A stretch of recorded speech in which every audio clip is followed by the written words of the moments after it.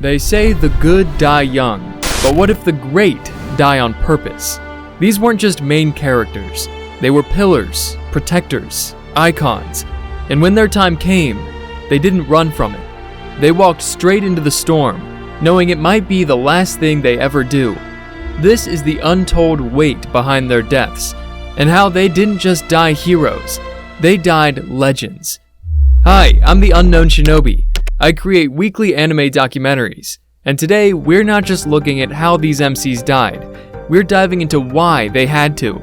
Because behind every noble sacrifice and brutal execution is a story about what it means to lead, to lose, and to let go. This is how beloved MCs died legends.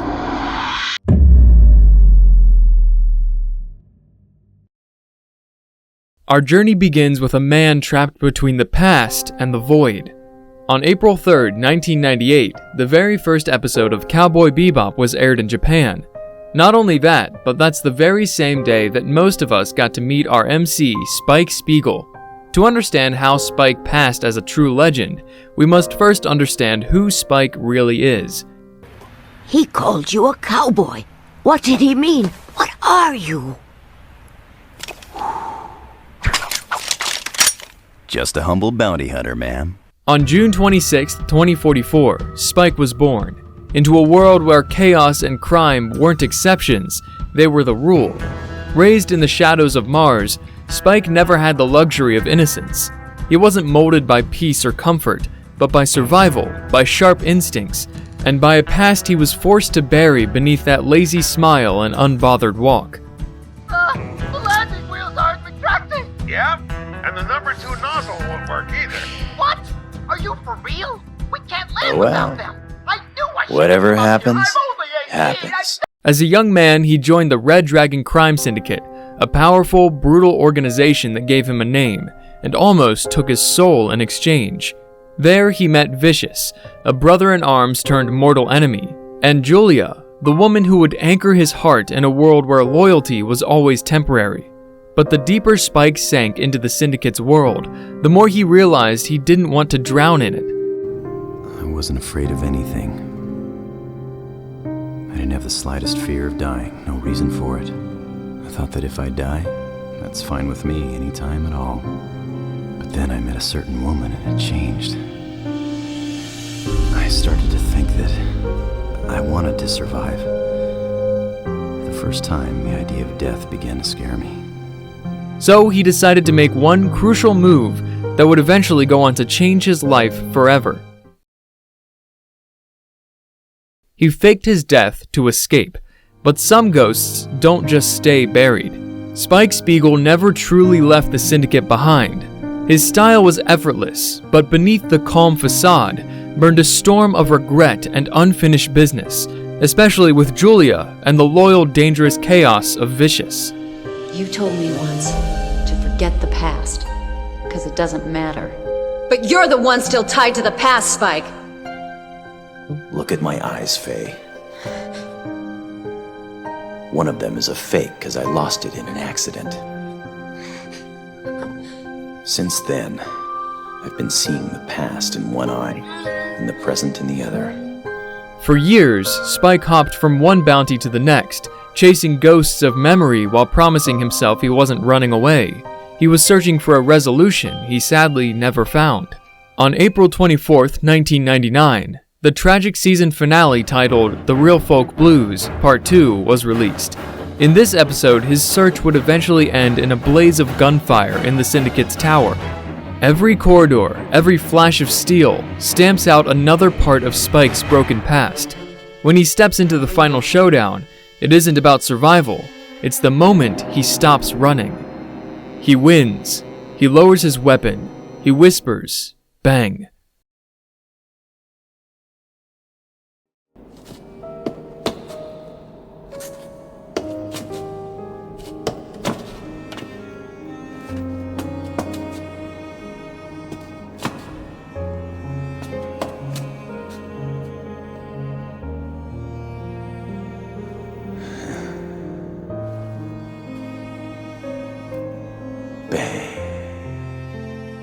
And with that, the cowboy falls, choosing a clean exit over endless regret.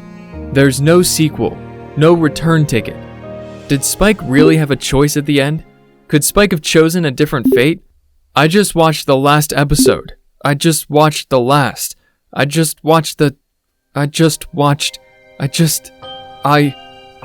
In the end, Spike ended his own story on his own terms, becoming a legend, not a victim, because he chose his own final goodbye.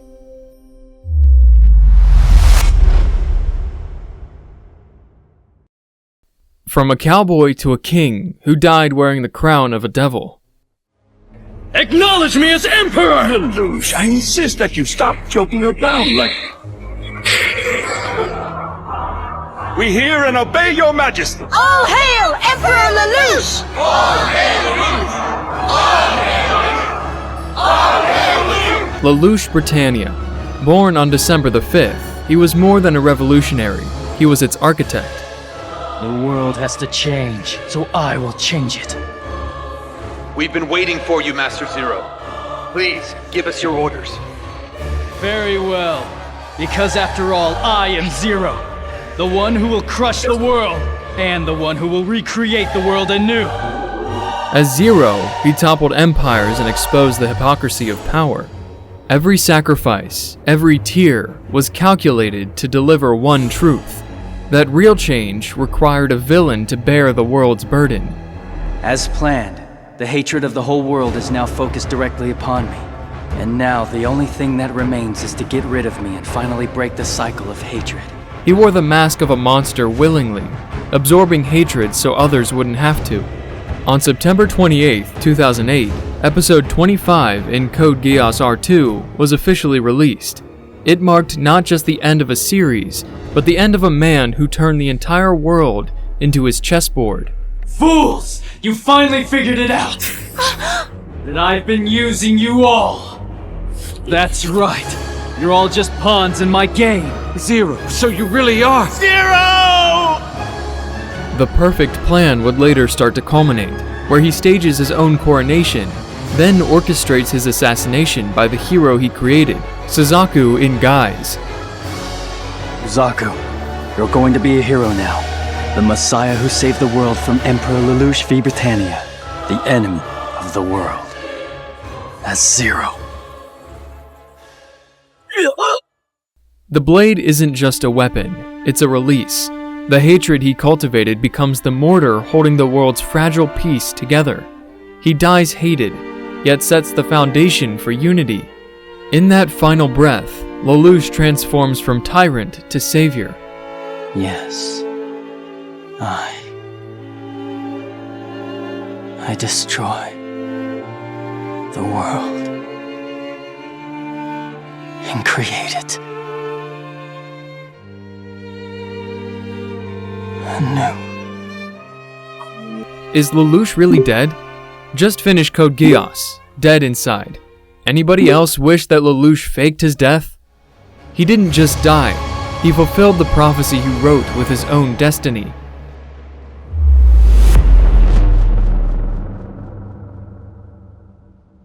From a poor kid with big dreams to a chrome-skinned myth in Night City, David Martinez arrived in Night City with nothing but love for his mother and ambition in his veins. Guess it was for Mom. You know, you'll get a job at Arasaka, climb the corpo ladder. Was kinda her dream, all that Sokka stuff. Our dream, I guess. Or whatever. He climbed fast. Cyberware, street fights, loyalty tests. Every enhancement brought him closer to a weapon, and further from himself. But at the heart of his rise was Lucy, his anchor in a world built on wires and bullets. His humanity lived in her survival. First time I've shown anyone this. Oh, really? So, like, why me? Dunno. Guess it just felt right. Got this feeling. Think you and I'd make a pretty good team. September 13th, 2022, Cyberpunk Edgerunners Episode 10, titled My Moon, My Man, was aired. That's where the relentless battle hits its peak. and where David chooses to become a legend. He storms Arasaka Tower like a force of nature, pushing beyond upgrade limits, beyond sanity, staggering just to complete his mission, get Lucy out. It's the only way I could protect you from this damn city. Just too many I couldn't save before. My mom, Maine, and the others in our crew. Couldn't let that happen. Not to you too. He dies with a smile. Shattered but fulfilled. In a city defined by loss, David died to preserve love. He didn't just die, he became the sacrifice Night City remembers in whispers and legends. Bro, I need a season 2, dude. There is no way David is dead and they all died just like that. I am currently depressed because this fucking anime decided to kill every single damn character, then leave Lucy by herself without her dream on being with David.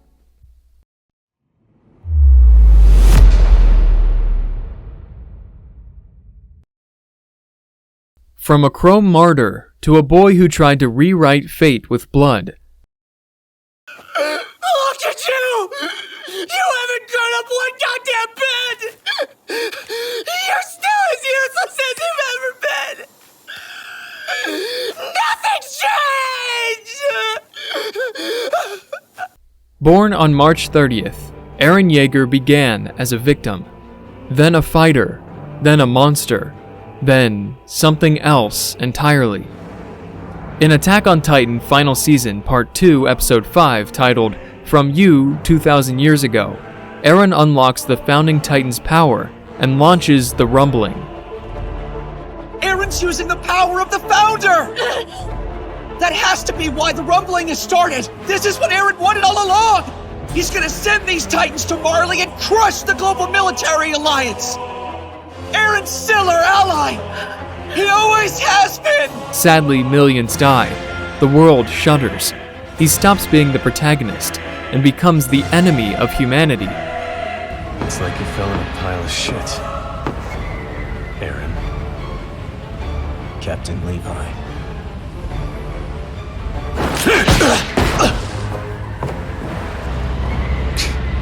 I know that face. I used to see it on the rotten shits I met in the underground.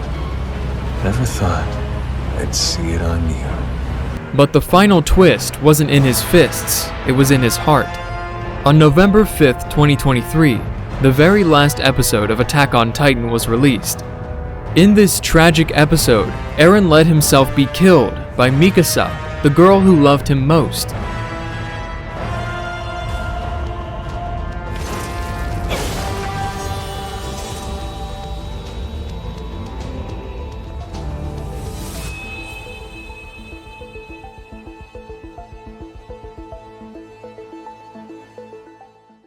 In a cabin, in a dream, he confessed it all.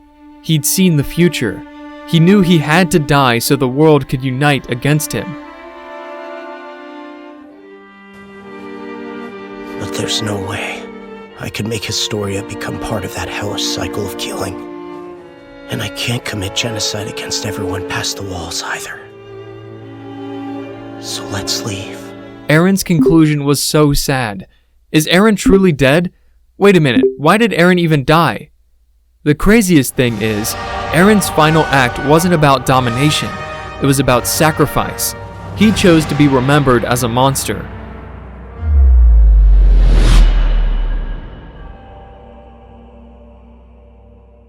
And now, the boy who should have lived.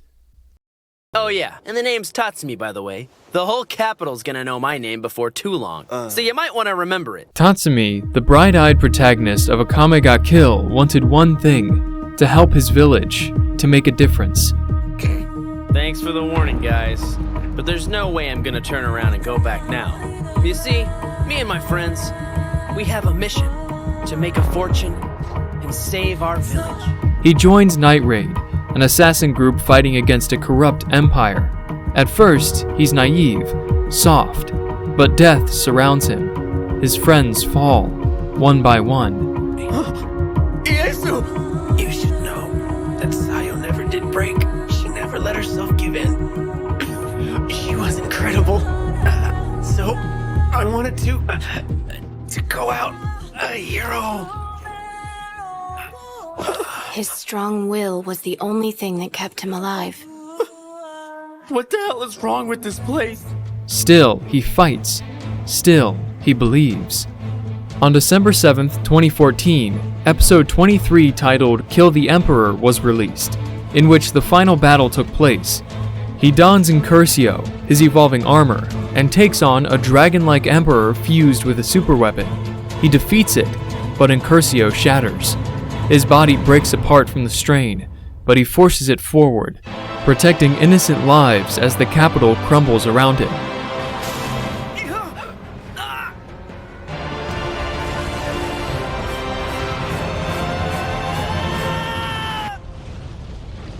In his final moments, Tatsumi says he's glad, because now, no one else has to die.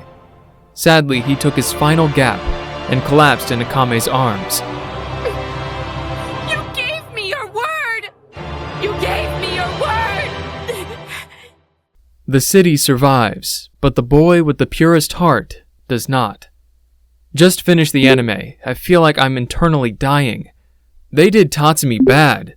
WTF was with the ending to the anime. Tatsumi didn't die because he failed. He died because he succeeded, and the world didn't have space left for people like him.